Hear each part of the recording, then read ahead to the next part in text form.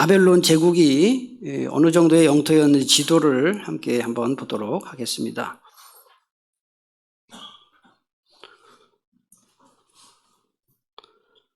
지금 빨간색으로 이렇게 칠해져 있는데 이게 다 바벨론 제국입니다. 다 바벨론 제국이고요.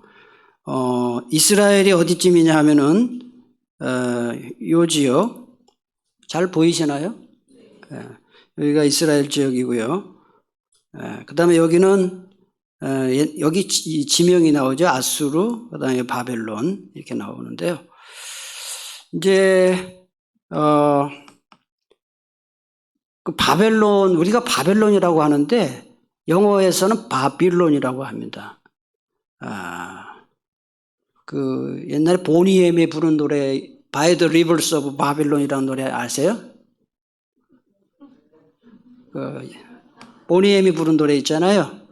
그게 바벨론의 포로로 끌려간 이스라엘 백성들이 By the Rivers of Babylon, 바빌론 강가에서 바벨론 사람들이 너희들 한번 니네 나라에 한번 노래 좀 불러봐라 했을 때 애처롭게 부른 그 얘기예요. 그냥 오직 찬송가만 하시고 갑자기 제가 이상한 사람이 됐는데 그런 게 있어요. 그 다음에 이게 이제 바벨론 성인데요. 그래서 이 바벨론 하면은 다시 한번요. 바벨론 하면 여기가 바벨론인데 바벨론은 바벨론 제국의 수도이고요. 현재 이 지역이 어디냐 하면은 이라크입니다. 이라크는 다 아시죠? 그죠? 바벨론 하면 이라크 생각하면 돼요. 이 바벨론이 이라크고요. 그 다음에 이 오른쪽이 여기 페르시아 있죠. 오른쪽이 여기 페르시아인데 여기 바사라고 되어 있죠. 페르시아고요. 여기는 오늘날의 이란. 자, 바벨론은 이라크. 이쪽은 이라크고 이쪽이 이란입니다. 지금 현재. 그래서 바벨론의 후예는 이라크. 페르시아의 후예는 뭐예요? 이란. 그러니까 이란하고 이라크가 사이가 좋아요, 안 좋아요? 안 좋아요. 왜냐? 이 바벨론 제국을 멸망시킨 나라가 바벨론 다음 제국이 뭐예요? 페르시아죠? 페르시아가 이란이에요. 그러니까 원수죠. 그래서 이란하고 이라크는 지금도 안 좋아요. 바벨론 제국과 페르시아 제국의 후예들이에요. 그래서 이 그리스 역사가 헤로도투스가 역사라는 책을 썼는데 이 보면 이 바벨론 성이 이 평야 가운데 있는 대도시인데 사각형이고요. 요 한 변의 길이가 사각형이에요. 사실은 사각형인데 한 변의 길이가 22.4km예요. 그래서 제가 22.4km면은 어느 정도 되는가 와닿지 않을 것 같아요. 계산을 해봤어요. 티맵으로 했더니 우리 교회에서 초지대교까지가 20km예요. 20km. 그러니까 여기에서 초지대교보다 더 길어요. 이 한 면이. 이 한 면이 초지대교보다 더 길어요. 22.4km고요. 그리고 성 전체 둘레가 몇 킬로냐 하면은 90km예요. 그리고 엄청나게 큰, 그러니까 그렇게 하다 보니까 성문이 몇 개가 있었냐 하면은 100개가 있었어요. 100개가. 성문이 100개고, 그 성문은 전부 청동문으로 만든 그런, 그리고 여기 잘 보시면요. 이 성 주변으로 뭐가 있죠? 이게 뭐죠? 이게 전부 물이에요, 물. 이게 사면으로 다 사실은 물이 있어요. 전체 지도가 안 보이는데. 이거를 성 가운데를 양 사면으로 물을 다 둘러싼 거를 해자라고 해요. 군사 요지. 그러니까 적군이 쳐들어와도 못 들어와요. 물을 건너야 되니까. 그래서 천연 요새로 그렇게 만들었고, 역사 기록에 보면은 아스팔트도 이미 있었다. 그런 얘기가 있습니다. 그다음에 바빌로니아는 그 제국 전체를 이제 지칭하기도 하고요. 그래서 구약 성경에 보면은 그냥 바벨론 하면 바벨론 제국을 가리키는 때가 많습니다. 그래서 이 바벨론 성은 신들을 위한 도시로 유명을 했습니다. 그래서 이 마르둑 신,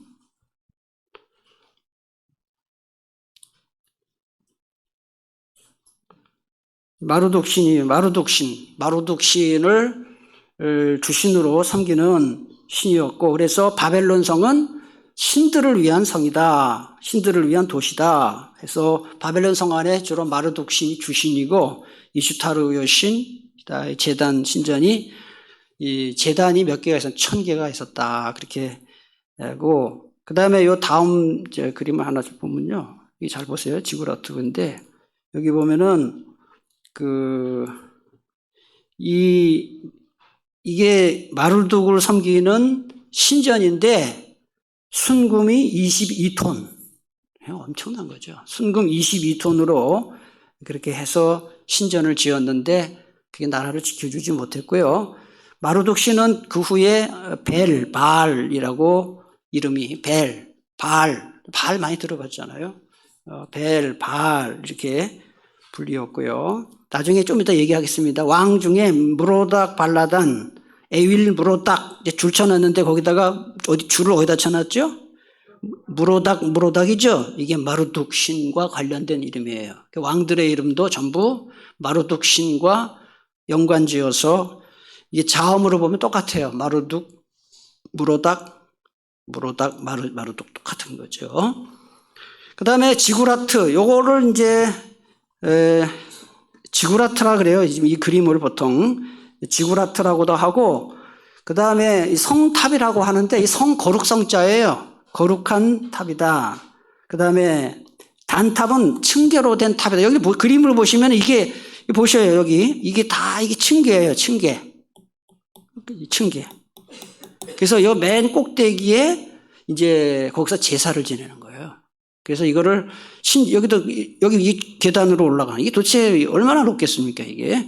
여기 꼭대기에 신이 머무는 그런 곳입니다. 그래서 이 니므롯의 창세기 10장, 11장에 보면은 그 바벨탑 이야기가 나오는데 이거는 뭐 상상도입니다.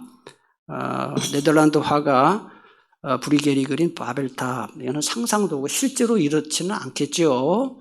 어쨌든 이 니므롯의 바벨탑은 최초의 지구라트였다. 보통 학자들이 그렇게, 학자들의 주장은 100% 근거가 있는 건 아니지만 그런 주장을 하고요. 주신 니므롯은 근동 지역에서 벨 마르둑으로 불리며 숭배를 받았고요. 그 다음에 이게 에테메난키, 이게 바로 마르둑 신을 위한 지구라트인데, 이거는 이제 초대 왕인, 나중에 좀 있으면 나와요. 나보폴라사르 왕이 마르둑 신의 계시를 받고 집을 짓기 시작해서 느부갓네살 왕이 완성했다고 그러고요. 그 다음에 하늘과 겨룰 만큼 높이 쌓아 올리라는 니므롯의 바벨탑 건설 구호가 같았다. 그러니까 이 바벨탑과 이런 어떤 것은 결국 인간이 높아지려 하라는 점에서 공통점이 있다, 이렇게 볼 수가 있고요. 주전 1800년경 구바벨론의 함무라비 왕이죠. 함무라비 왕에 의해서 이제 이 마르둑 신이 종교로 이제 자리를 잡은 것이죠. 함무라비 왕은 좀 이따 다시 공부할 겁니다. 그래서 마르둑 신을 섬기는 지구라트가 있는 지역을 아랍 사람들은 지금도 니므롯의 땅이다. 창세기 10장에 보면 니므롯이 나와요. 니므롯의 땅이라고 부릅니다. 그래서 이 바벨론은 모든 신화의 출발지다, 이렇게 보통 학자들이 신화. 요새 여러분 그리스 로마 신화, 우리 계시록 하면서 로마 신화 많이 얘기했죠. 그 신화가 전부 바벨론에서 시작됐다. 모든 신화의 뿌리는 바벨론이다, 그렇게 이야기를 할 수가 있습니다. 자, 그러면 이스라엘과 바벨론의 역사를 한번 비교를 해보겠는데요. 잘 보세요. 자, 그 바벨론은 크게 세 시기로 나눌 수가 있어요. 굵게 쓴 그거만 한번 읽어보시면, 자, 무슨 왕국, 무슨 시기, 무슨 왕국이죠? 외세 통치 시기 신바벨론 왕국이에요. 그래서 우리가 주로 봐야 되는 게 이제 신바벨론 왕국인데 일단 간단하게 보는 거예요. 구바벨론 왕국은 이게 주전 19세기부터 16세기까지인데 요 시대하고 이스라엘의 족장 시대가 겹치는 거예요. 족장 시대. 이스라엘의 족장 시대. 그러니까 족장이라 그러면 5대 족장이 누구예요? 우리 이스라엘의 5대 족장이 누구죠? 아브라함, 이삭, 야곱, 요셉. 그리고 누구예요? 욥.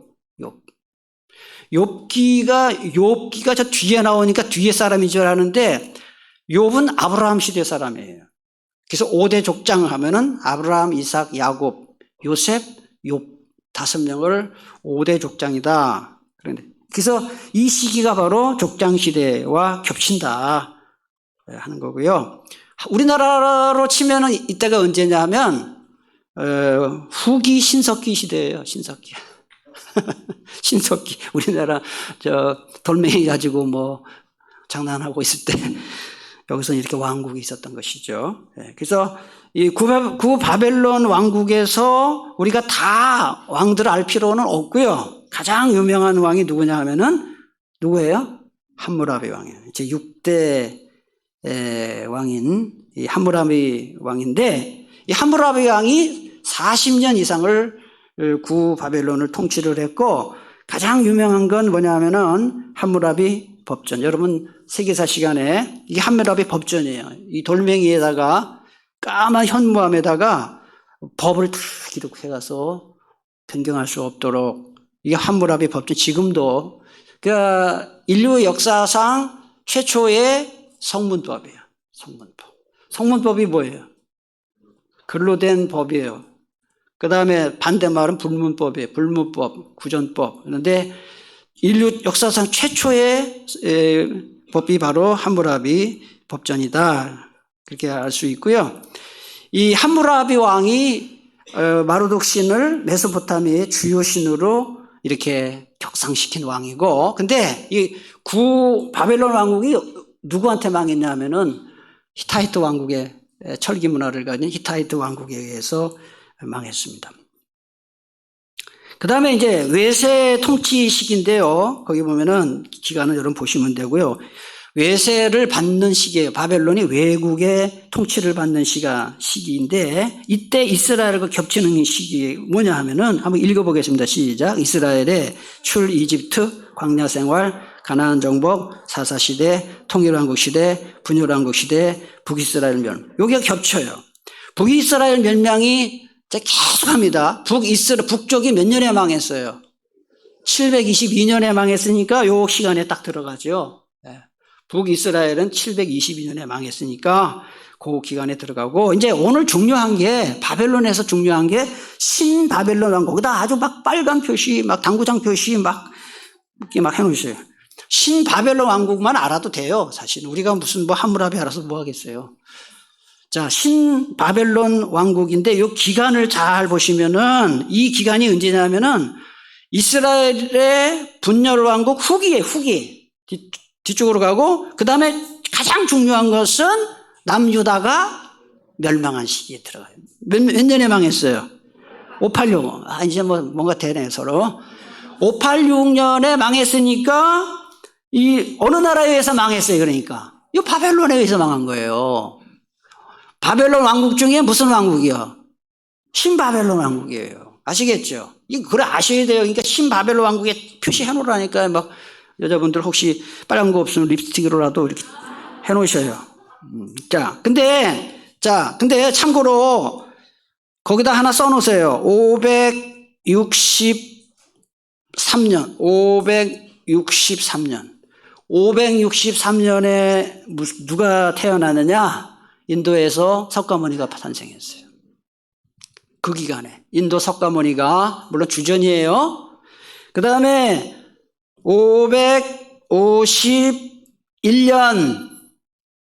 자, 여러분. 석가모니만큼 중국에서 유명한 공자. 요 시기에 태어났어요. 그래서 556세기에 중요한 사람들이 다 태어났다 보시면 되겠고요. 그 다음, 신바빌로니아 왕국의 일대 왕이 누구냐? 이 사람이에요. 야, 뚱뚱하지. 나보폴라사르가 신바빌로나 왕국을 건설한 사람이에요. 나보폴라사르인데 이 사람이 메디아라는 나라와 연합해서 아수르 멸망시키고 건설을 했는데요. 여기 보시면 연대기 앞에 보세요. 연대기라고 있어요. 나보폴라사르 연대기가 있는데 이게 왜 중요하냐? 이 연대기라는 말은 어떤 역사를 기록했다는 거거든요. 이 실린더에다 기록을 했는데 거기에 보면은 바벨론을 어떻게 건국을 했는지, 아시리아가 어떻게 붕괴시켰는지 이런 거를 다 거기다가 니느웨를 어떻게 멸망시켰는지 나와 있고요. 예. 그다음에 자, 나보폴라사르가 초대 왕이고 두 번째 왕이 누구냐 하면은 네부카드네자르. 우리 성경에서 뭐라고요? 느부갓네살. 자, 이 성경 역사 세계사가 다 겹치는 거예요. 그래서 나보폴라사르가 그의 아들 네부카드네자르와 함께 신바벨론 시대의 황금 시대를 열었다. 그러니까 신바벨론 왕국에서 가장 중요한 왕은 누구예요? 그러니까 나보폴라사르하고 느부갓네살, 네부카드네자르라. 그런데 이 바벨론 제국의 수명은 제국 중에서 가장 짧았어요.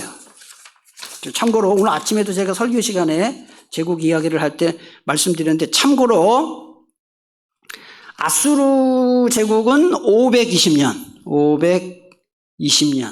아수르는 한 520년 갔고요. 그 다음에 바벨론이 몇 년 갔냐 하면 몇 년? 70년 갔어요. 제일 짧아요. 70년. 그 다음에 페르시아가 220년 정도. 220년. 헬라가 275년 정도. 네. 로마가 1500년. 네. 그래서 참고로 이 5대 제국의 이 생존 기간이 생각보다 짧아요. 자, 그러면 오늘 중요한 걸 여기부터 보는 건데, 구약 성경과 관련된 신바벨론 제국의 왕들에 대해서 한번 살펴보겠습니다. 이 사람이 느부갓네살 2세 초상하죠. 네부카드네자르 2세, 느부갓네살 2세라고 이렇게 이라크 사람 같이 생겼잖아요. 네, 그죠? 바벨론 사람. 그래서 이 사람을 왜 기억을 해야 되냐? 느부갓네살이 왜 중요하냐 하면 주전 586년 유다를 어떻게 했어요? 그거 아셔야 돼요. 유다를 멸망시킨 왕이 바벨론의 누구예요? 느부갓네살 2세다. 우리 성경에 나오는 표현대로 하면 느부갓네살이죠. 네, 멸망시키고 그래서 다니엘 끌고 가고 이렇게 귀족 바벨론으로 끌고 갔고요. 오늘 아침에 제가 낮 예배 때 설교 시간에 얘기했어요. 느부갓네살 얘기했는데 뭐 하다 얘기했냐면 느부갓네살의 꿈을 다니엘이 해석해 준 이야기를 했어요. 다니엘서 2장. 이 사람이에요. 이 사람. 그러니까 여러분 오후 예배 빠지지 말고 나오셔요. 그 낮에 다 연결이 되는 거예요. 그래서 거기 철, 놋, 동, 흙, 그게 전부 제국인데 뜨인 돌이 날라와서 다 멸망시킨다. 메시아 예수 그리스도를 통해서 모든 제국이 멸망하고 하나님 나라가 이 땅에 임할 것이다 라는 예언을 다니엘서를 통해서 했는데 거기에 나오는 왕이 바로 느부갓네살이고 그걸 예언한, 그걸 해석해 준 사람이 누구예요? 다니엘이에요. 그 시대 사람이에요. 그러니까 다니엘 예언자와 느부갓네살이 같은 시대 사람이다 하는 것을 알 수 있고, 이 느부갓네살은 위대한 건축가. 이거 한번 보셔요. 와, 멋있지 않아요? 이게 지금 아주 광활한 광야 가운데 있는 성에다가 이걸 바벨론 공중정원, 이게 정원을 이렇게 만들었죠. 이게 제가 역사 기록을 보면은 자기 왕비를 외국에서 데리고 왔는데 향수병에, 자기가 살던 나라는 너무 나무도 많고 그런데 여긴 너무 그렇다. 그래서 왕비를 즐겁게 해주려고 이런 거대한 공중정원을 만들었다. 그런 얘기가 있어요. 그러니까 이 정도로 재력이 있었다. 이 바벨론의 공중정원이 굉장히 유명한 건데, 그래서 이 느부갓네살은 아주 건축을 많이 했는데 거기다가 건물에다가 자기 이름과 직함을 붙인 도장을 찍고 날인도 하고 그 얘기가 다니엘서에 나와요. 한번 보세요. 다니엘서 4장 30절. 자, 한번 읽겠습니다. 시작.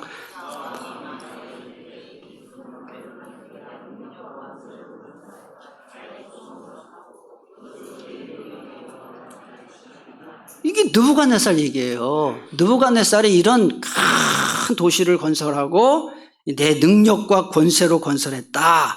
내 위엄의 영광을 나타낸다. 이 얘기라고요. 예? 그 다음에 왕이 누구냐 하면은 에윌므로닥이라는 사람인데 이 사람의 이 뜻은 마르둑의 종이다. 마르둑이 아까 이 나라의 주신이라 그랬죠. 그리고 이 사람은 누구냐 하면은 잘 알아두세요. 느부갓네살의 아들이에요. 느부갓네살의 아들이라 잘 써놓으셔요. 자, 여러분 신바벨론의 초대 왕은 나시인데 누구죠? 나보폴라사르. 그 다음에 그 아들이 누구예요? 네부카드네자르. 그 다음에 그 아들이 누구예요? 에윌므로닥. 이렇게 좀 대충 알아두시면 좋겠습니다. 이름이 너무 희한해가지고 외우기는 어렵지만은. 그런데 이 에윌므로닥이 왜 우리가 알아야 되느냐? 그 포로로 끌려온 제2차 포로로 끌려온 여기 뭐 여호야긴 얘기 나와요. 열왕기하 25장에 나오는데 유다의 왕 여호야긴이 포로로 끌려갔을 때 이 사람을 친절하게 대해준 사람이 누구냐? 에윌므로닥이에요. 한번 이 성경 읽어보겠습니다. 시작. 유다의 왕 여호야긴이 사로잡혀간 지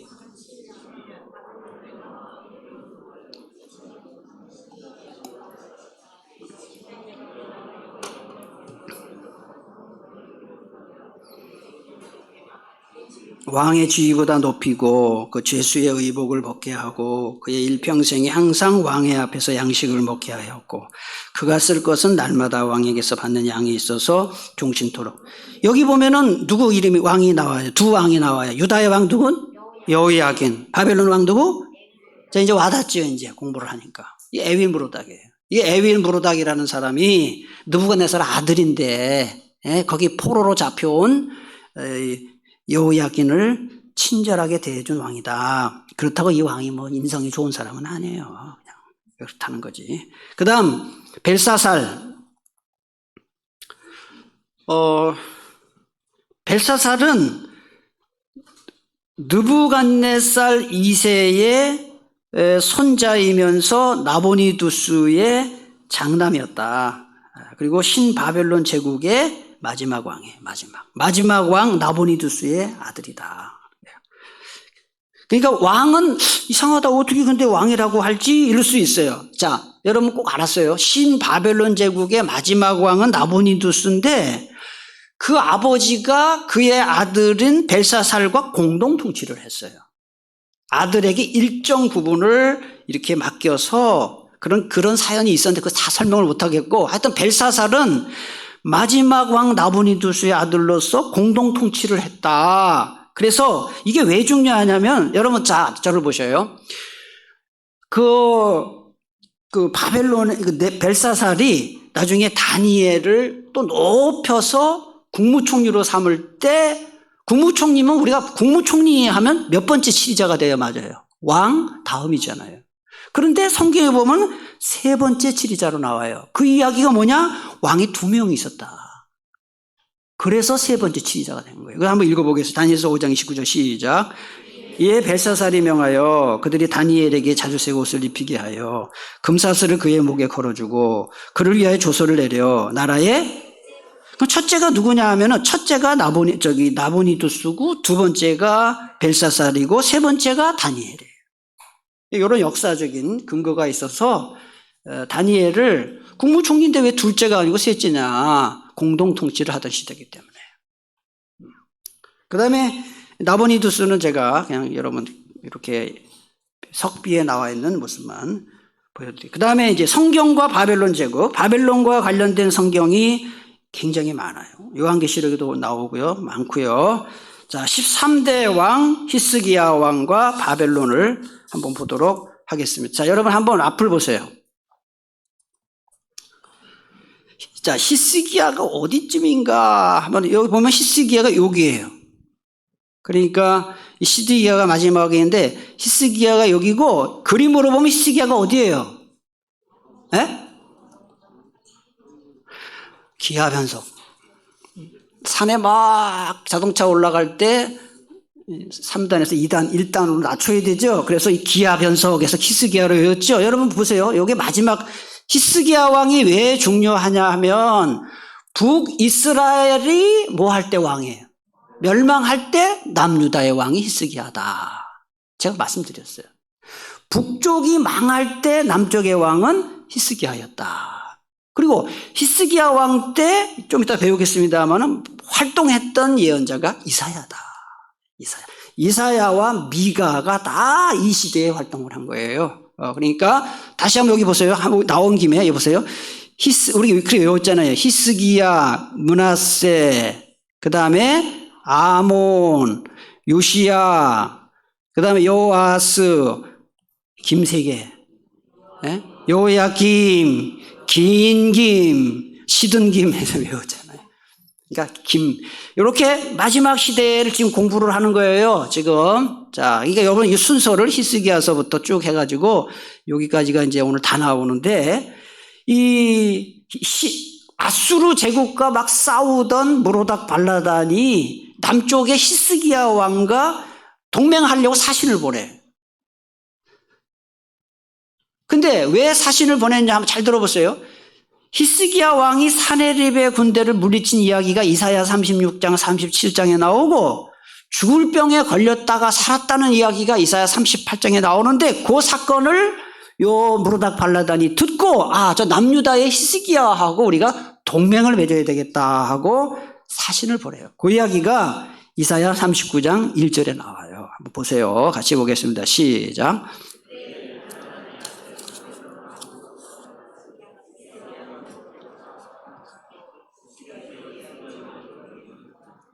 그랬을 때 히스기야가 말이죠. 교만을 떨고 이 바벨론 특사한테 무로닥 발라단이 보낸 왕 특사한테 자기 보물창고 다 보여주고 무기고 싹 보여주고 소위 말하는 자랑질을 했어요. 자랑질을. 그 자랑질한 얘기가 이사야 39장 2절에 나와요. 함께 읽겠습니다. 시작.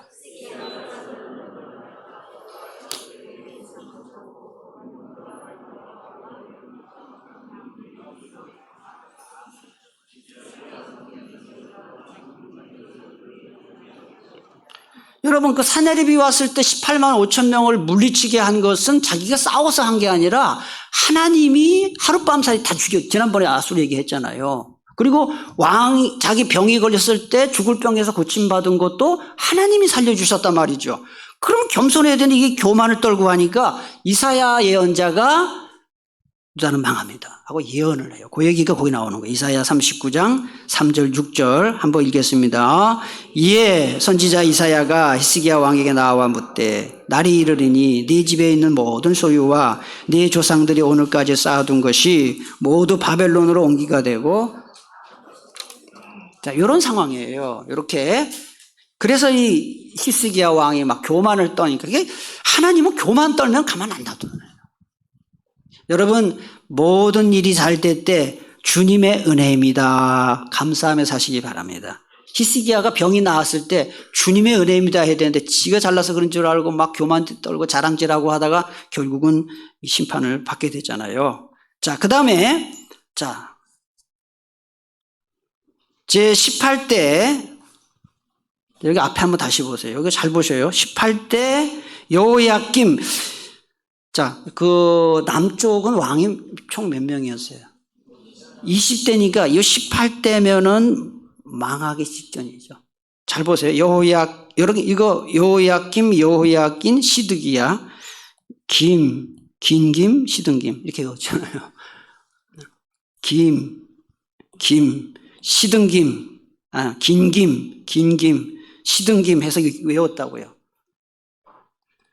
요 잘 보세요. 기보를 잘 보시고. 자, 16대 왕 요시야가 16대면 여기에요. 요시야. 자, 여러분 이거 제가 한번 족보를 한번 보여 드릴게요. 여기 잘 보세요. 앞에 보세요. 족보를 보세요.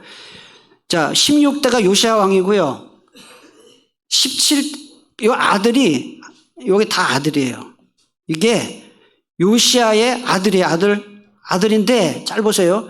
요시야가 무기또 전투 나와서 죽고 나니까 백성들이 요시야 대신 세운 왕이 누구냐 하면 누구예요? 여호아하스예요. 외웠잖아요. 17대. 여호아하스 왕이었는데, 이 여호아하스는요, 3개월 통치를 하고는 이집트가 이게 안 돼. 끌고 가. 여호와서 이집트로 끌고 가버리고 대신 세운 왕이 누구냐 하면은 여호야김이에요. 그러니까 여호야김은 어느 나라가 세운 왕이에요? 이집트가 세운. 이집트가 세운 괴뢰정부예요. 괴뢰정부고 또 여호야김도 나중에 여호야김의 아들로 교체해요. 여기 잘 보세요. 여호야김은 그러니까 여호야김은 요시야하고는 어떤 관계예요?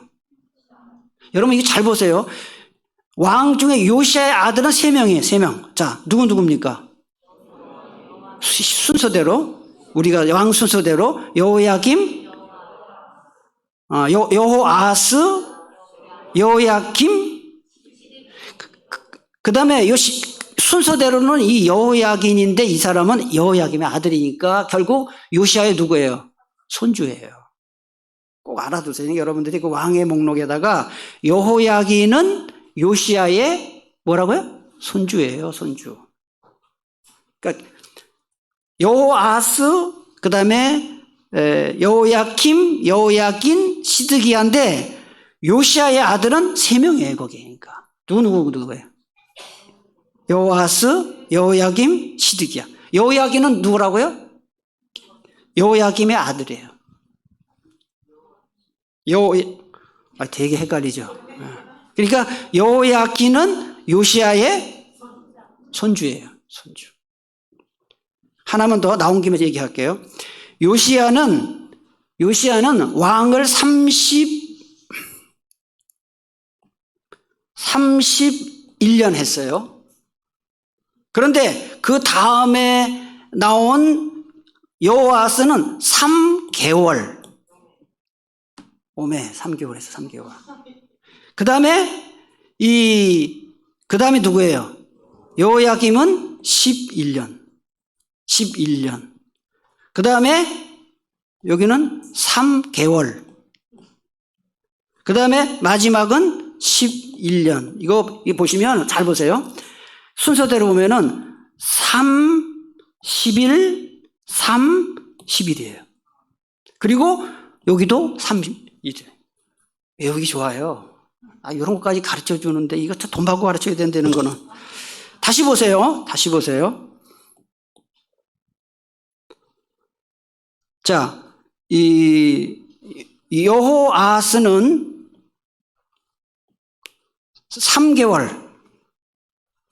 그 다음에 여호야김은 11년.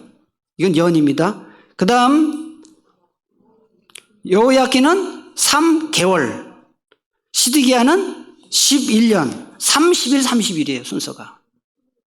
3개월, 11년, 3개월, 11년인데 이 요시야 아버지는 31년 했어요. 외우기가 좋아요. 31년. 아버지는 31년 했고 아들부터는 3개월 11년, 3개월 11년. 어떻게 외우기가 좋아요, 그렇게. 이런 거 알아두면은, 그러니까 3개월 했다는 거는 금방 잘렸다는 거예요. 그래서 이 여호아하스, 그러니까 요시야 다음에 왕을 한 여호아하스는요, 백성들이 요시야 죽으니까 당연히 아들을 왕으로 세웠는데 이집트가 치워버려요. 이집트를 끌고 가 죽여버려요. 이집트 끌고 가. 그리고 이 여호아하스 대신에 누굴 세우냐 하면은 여호야김을 세우는 거예요. 그러니까 여호야김은 이집트의 괴뢰정부예요. 괴뢰정부다 하는 것을 여러분 아시면 되겠습니다. 그걸 아시면은 요게 조금, 자, 여기 보세요. 그 18대 왕 여호야김 왕과 바벨론.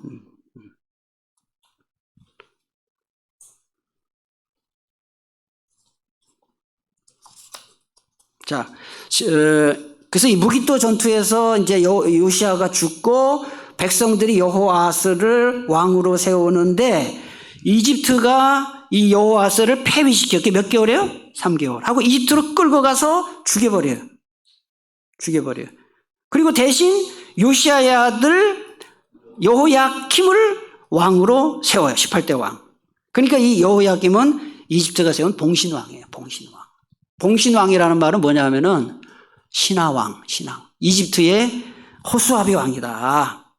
근데 이 여호야김이 이집트를 잘 섬기다가 나중에 배신 때리고 바벨론에 조공바쳐요. 그러니까 바벨론이 열받아가지고 전쟁을 벌이는데 그 전쟁을 제2차 갈그미스 전투라 한다. 이제 그 얘기를 제가 하는 거예요. 갈그미스 전투 보시면 여기 요시야의 무기토 전투고요. 여기 보시면 보세요. 이 갈그미스 전투는 뭐냐면은 요 밑에 요 이집트가 있잖아요. 요 밑에가 이집트가 있는데 이집트하고 요 바벨론하고 어디서 싸우냐 하면은 요 갈그미스에서 전투를 해요. 그래서 바벨론이 갈그미스에서 이겨가지고 이집트도 다 망하게 되고 유다도 다 망하게 되는 그게 갈그미스 전투다. 그렇게 이야기를 하는 겁니다. 자, 열왕기 한번 보겠습니다. 열왕기 24장 1절 2절 한번 읽겠습니다. 시작. 여호야김 시대에 바벨론의 왕 느부갓네살이 올라오매 여호야김이 3년간 섬기다가 돌아서 그를 배반하였더니 여호와께서 그의 종 선지자들을 통하여 하신 말씀과 같이 갈대아의 부대와 아람의 부대와 모압의 부대와 암몬 자손의 부대를 여호야김에게로 보내 유다를 쳐 멸했다. 자, 이제 마지막 20대. 자, 뭐 아까 왕 족보 보셨잖아요. 다시 한번 보세요. 한번 보시요 또. 하여튼 반복이에요, 반복. 자, 마지막 왕이 누구라고요? 시드기야예요. 시드기야. 그러니까 바벨론의 공격을 받은 시드기야 왕이 18개월 버티다가 결국은 주전 몇 년에 망하죠? 586년에 대답하기도 싫은가 봐. 대답도 안 해. 앞에 보세요. 이게 이제 그 예루살렘 성이 망하는 장면을 이제 유명한 화가가 철저하게 이제 완전 폐허가 되는 장면을 그림으로 그린 거예요. 자, 그래서 그 장면이 거기 나와요. 예레미야 39장 1절, 2절, 8절, 9절, 10절 한번 읽겠습니다. 여러분 시작. 유다의 시드기야 왕의 제9년 바벨론의 느부갓네살 왕과 그의 모든 군대가 와서 예루살렘을 에워싸고 치더니 시드기야 제11년 넷째 달 아홉째 달 성이 함락되니라. 예루살렘이 함락되매 갈대아인들이 왕궁과 백성의 집을 불사르며 예루살렘 성벽을 헐었고 사령관 느부사라단이 성중에 남아있는 백성과 자기에게 항복한 자와 그 외 남은 백성을 잡아 바벨론으로 옮겼으며 사령관 느부사라단이 아무 소유가 없는 빈민을 유다 땅에 남겨두고 그날의 포도원과 밭을 그들에게 시드기야가 도망가요. 이제 막 바벨론이 공격을 하니까 도망가다가 바벨론 군한테 붙잡혀가지고요. 여러분 다 보세요. 잘 보세요. 시드기야가 어떤 일을 당하느냐. 시드기야 왕이 있는 앞에서 아들 둘을 죽여요. 그리고 시드기야의 두 눈을 빼요. 여러분 두 눈을 뺄 때 뭐 지금처럼 마취하고 뺐겠어요? 제가 알기로는 뭐 홈인가 나수로 뺐다 그래요. 두 눈을 싹 빼가지고 결박을 하고 바벨론으로 끌고 가는데 바벨론까지의 거리가 예루살렘에서 바벨론까지의 거리가 1168km예요. 와닿지 않죠? 1168km면은 서울에서 부산을 갔다 왔다 가는 거예요. 그 거리를 에스라 7장 9절에 보면 걸어서 4개월. 눈 빠진 채 두 아들 다 잃어버리고. 그 얘기가 여기 나와요. 지금 성경에. 예레미야 39장 6절 7절 함께 읽겠습니다. 시작.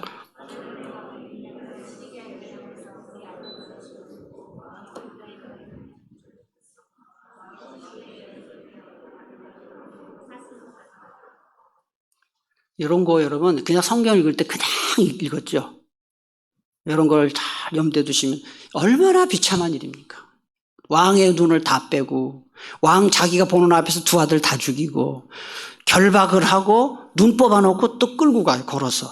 그냥 한 4개월 정도 잡는다. 그런 얘기를 합니다. 자, 바벨론 포로. 바벨론 포로는 총 2차, 3차에 걸쳐서 여기 앞에 지도를 보시면은 여기가 예루살렘이에요. 여기 예루살렘인데 이렇게 먼 거리를 간 거죠. 이게 1168km. 그런데 이걸 포로가 몇 번에 걸쳐서 갔냐면은 크게 3번이에요. 자, 1차 포로. 자, 여긴 써놓지는 않았는데 여러분이 꼭 기억하셔야 할 게 첫 번째 포로로 끌려간 사람 중에 가장 중요한 사람이 누구냐면 여호야김. 자, 김긴야죠. 김긴야. 세 번째 마지막 여호야김과 다니엘 예언자. 그때 끌려가는 거예요. 포로로. 1차 때 끌려간 사람은 여호야김, 그 다음에 다니엘 끌려갔어요. 그래서 이 청소년들 뛰어난 다니엘이 그때 10대 청소년이에요. 다니엘과 세 친구 하나냐, 미사엘, 아사랴 세 친구 가서 이름 바꿔요. 사드락, 메삭, 아벳노고로 바꾸는데요. 원래 이름 하나냐, 미사엘, 아사랴인데 이 세 명의 인질들을 뛰어난 천재들을 끌고 가가지고 3년 동안 바벨론 언어를 익히게 하고 학문을 배우게 하고 다시 돌려보내서 이제 그 이스라엘을 자기네 마음대로 이제 하게 하려고 이거를 인질교육 프로그램이라 그렇게 해요. 인질교육 프로그램, 이데올로기 교육 이렇게 이야기도 합니다. 이게 바벨론의 정책인데 이런 식민 정책을 나중에 어떤 제국이 본받은 여러분 잘 생각해 봐요. 인질 데려가서 교육 잘 시켜가지고 자기 나라로 다시 돌려보내서 그 제국의 구미에 맞도록 통치하는 그 프로그램을 누가 본받았느냐 하면 로마 제국이 그렇게 해요. 그 다음에 대영 제국이 그렇게 했다.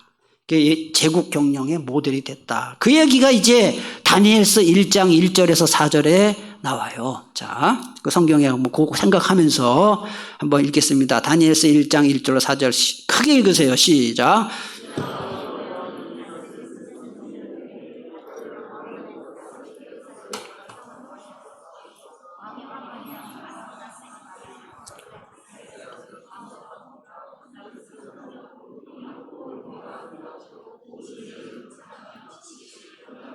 학문에 익숙하여 왕궁에 설만한 소년을 데려오게 하였고 그들에게 갈대아 사람의 학문과 언어를 가르치게 하였고 3년을 기르게 하였으니 그 후에 그들은 갈대아는 바벨론입니다. 갈대아.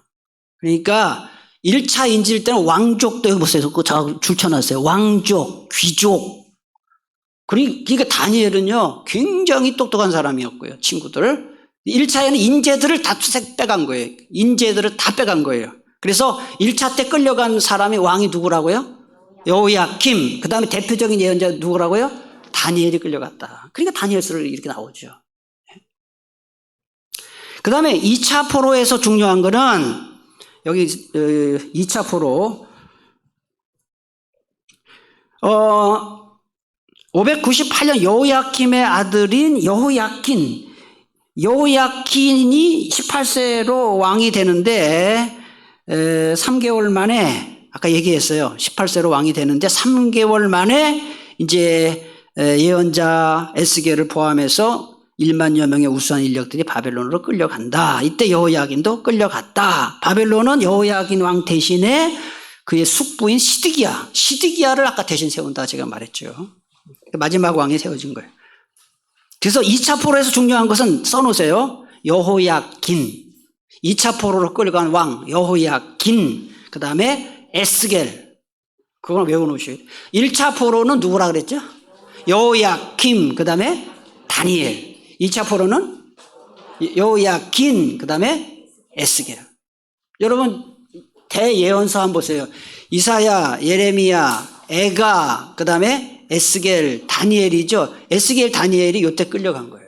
그래서 다니엘은 궁중에서 예언을 했고 에스겔은 민중 사이에서 예언을 한 거예요. 그 차이가 있어요. 그때 한번 얘기했죠. 자, 그다음 열왕기하 24장 14절 10부터 17절까지 이거 너무 길게 집에 가서 읽으세요. 지금 시간이 없었고요. 자, 제 3차 포로는 망한 해 끌고 간 거죠. 몇 년이에요? 이렇게 해도 못 외우시는 분은 혹시 계셔요? 586년.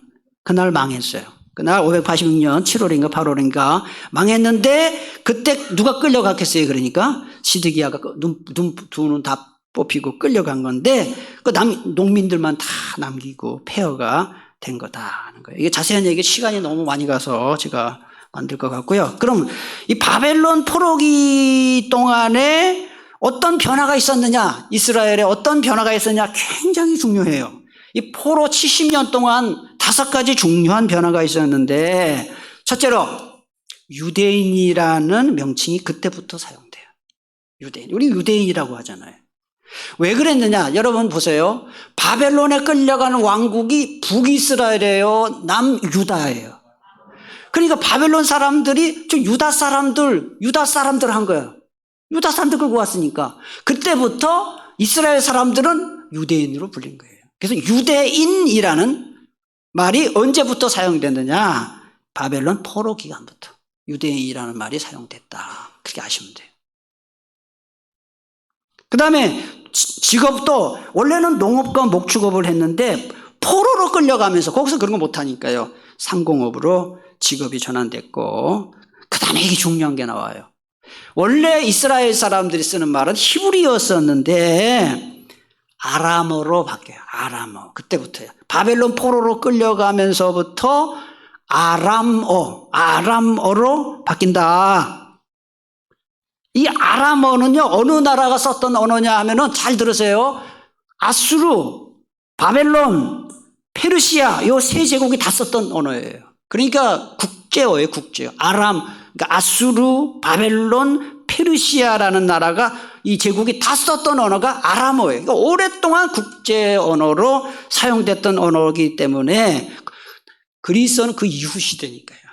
그래서 아람어가 중요한데, 아람어가 여기 제가 써놨는데요. 무슨 시대까지요? 예수님 시대까지도 아람어가 사용됐는데, 여러분이 잘 아시는 아람어 내가 3개만 가르쳐 드릴게요. 성경에 나오는 아람어 3개, 달리다굼. 그게 아람어예요. 달리다굼. 마가복음 5장 41절. 그 다음에 에바다. 에바다, 눈 열려라. 에바다. 그 다음에 마라나타. 이게 다 아람어예요. 아람어. 히브리어가 아니고. 그 다음에 4번째. 자, 586년에 그 예루살렘이 망하면서 뭐가 무너졌죠? 예루살렘에서 성전이 무너지지요. 그래서 성전이 무너지니까 성전이 더 이상 예배 못 드리니까 성전 중심에서 무슨 중심으로 바뀌었을까요? 회당 중심으로. 그래서 여기 지금 사진에 있는데 왼쪽 게 성전이고 오른쪽 게 가버나움 회당. 예수님이 가버나움 회당에 들어가셔서 사도 바울도 회당에 가서, 그래서 이 디아스포라가 되면서 모든 제국의 회당이 이렇게, 그래서 성전 대신에 회당이 중요하게 됐고, 여기 설명은 제가 안 했습니다만은 그전에는 이 제사장 중심에서 바리새인 중심으로 넘어가는 것이죠. 그래서 성전에서 회당으로 넘어갔다 하는 것이고요. 자, 그 다음에 5번째는 전통, 성경을 중심으로 전통을 중요하게 여기는 문화가 발전되었고요. 그래서 서기관과 제사장들의 주요 업무가 이제 되었다 하는 거 말씀드립니다. 자, 마지막으로 예언자들과 바벨론. 자, 3명의 예언자를 아시면 돼요. 바벨론 포로와 관련된 예언자는 3명이다. 누구예요? 다니엘, 에스겔, 예레미야. 이게 대예언자들의 3명이 다. 이사야 빼고는. 이사야도 멸망 이전에 예언을 했죠. 꼭 알아두세요. 포로 기간과 관련된 예언자가 3명인데, 첫째는 다니엘. 아까 얘기했죠. 오늘 공부한 거예요. 다니엘이 느부갓네살의 꿈을 꾸고 하는 얘기가 나와요. 다니엘서 2장 1절 아침에 우리 공부한 내용인데 한번 읽겠습니다. 시작.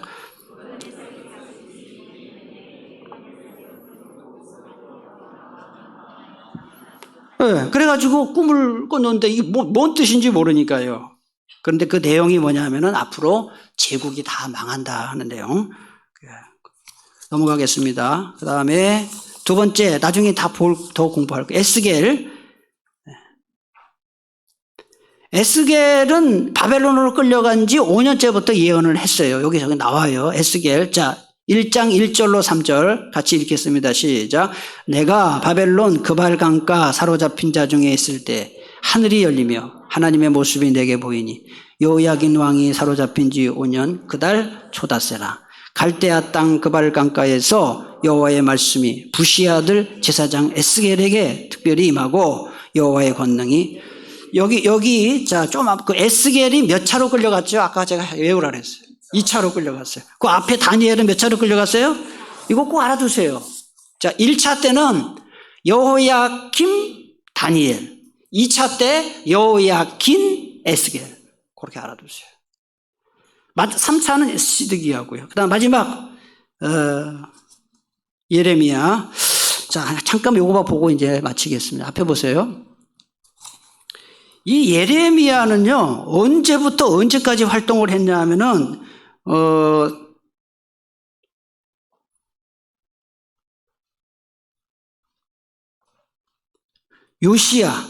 요시야 때부터 예언 활동을 했어요. 요시야 때부터 시드기야, 그러니까 예루살렘 망할 때까지, 이게 보통 몇 년 잡느냐 하면은 40년 동안이에요. 그러니까 예레미야는 요시야 때부터 예언을 시작해서 시드기야 망할 때까지 예언한 40년 동안 예언 활동을 한 나라와 민족을 위해서 눈물을 많이 흘린 예언자다. 그래서 별명이 뭐죠? 눈물의 예언자예요. 그래서 요시야 때부터 이제 국운이 꺾이기 시작했는데 회개하라. 아무리 예레미야가 얘기해도 아무도 듣지 않고 예레미야는 바벨론에 복종을 해라. 친바벨론주의자로 매국노로 이렇게 해서 미움받았어요. 그 얘기가 여기 성경에 나와요. 예레미야 18장 20절 같이 읽겠습니다. 시작. 예레미야 20장 1절 2절 시작. 임멜의 아들 제사장 바술은 여호와의 성전의 총감독이라. 그가 예레미야 이 예언함을 들은지라. 이에 바술이 선지자 예레미야를 때리고 여호와의 성전에 있는 베냐민 문 위층에 목에 씌우는 나무 고랑으로. 예레미야는 그래서 평생 감옥에 막 살아요. 그래 예언자들이 얼마나 힘들게 살았는지 몰라요. 자, 오늘 이제 정리하겠습니다. 자, 이제 앞에 보세요. 이제 정리하겠습니다. 바벨론에 대해서 세 시기, 중요한 시기가 구바벨론, 그 다음에 외세 통치 시기 신바벨론이라 그랬는데, 신바벨론이 가장 중요하다. 왜냐하면 그 신바벨론 시기에 어디가 망했다 그랬어요? 남유다가 망했기 때문이고, 그 다음에 이 신바벨론을 해서 가장 중요한 왕 중에 하나가 느부갓네살, 꼭 여러분들이 알아야 된다 하는 거 말씀드렸고요. 자, 유다를 멸망시킨 왕이 누구라고요? 느부갓네살이에요. 느부갓네살. 지금 여러분 머릿속에 너무 막 과다 입력이 돼가지고 그러는데 유다를 멸망시킨 왕이 누구라고요? 느부갓네살이다 하는 것이고, 그 다음에 느부갓네살에게 꿈 해몽해준 예언자가 누구라고요? 다니엘이다 하는 거 말씀드렸어요. 그 다음 꼭 알아야 되는 게 뭐냐면 유다가 멸망할 때 남유다의 마지막 왕이 누구예요? 시드기야다. 그 다음에 몇 번에 걸쳐서 포로 끌려갔다고요? 크게 4차도 얘기하는데 3차예요. 3차. 그래서 1차 포로는 여호야김, 그 다음에 다니엘, 그 다음에 2차 포로는 여호야긴, 그 다음에 에스겔, 3차 포로는 마지막 왕 시드기야. 아시겠죠? 그래서 1차 포로는 인재들을 끌고 간 거예요. 막 왕족들, 귀족들, 인질들, 청소년들 끌고 가서 교육시키고, 2차 때는 기술자들 다 끌고 가요. 왜냐하면 바벨론 성을 건축하려고 10,000명 되는 기술자를 끌고 가요. 3차 때는 다 망한 거고요. 이런 거를. 자, 이런 거를 통해서 우리가 꼭 알 수 있는 게 뭐냐면 성경은 절대로 역사와 무관한 게 아니라 성경은 역사와 긴밀하게 관련되어 있다 하는 거예요. 그래서 여러분 이제 다음 시간에는 이제 어디 배울 차례예요? 페르시아. 페르시아의 후손이 어디라고요? 이란이에요, 이란. 이란, 페르시아 그 신 아케메네스 왕조를 창수한 사람이 고레스예요, 고레스. 키루스라고 하는데, 그래서 이란에 가면 지금도 이란 사람들은 그 고레스의 초상화를 집집마다 걸어놓고 있다. 제가 오늘 선교사님 통해서 직접 들었어요. 그러니까 이게 다 역사와 지금도 관련이 있다. 그래서 바벨론의 후손은 어느 나라 지금? 이락. 페르시아의 후손은 이란. 그래서 원수예요. 서로 멸망시킨 나라이기 때문에 원수처럼 살아가고 있다 하는 거 말씀드렸고, 중요한 것은 이 모든 역사를 주관하시는 분은 하나님이시다 하는 거. 우리 기도하고 마치겠습니다.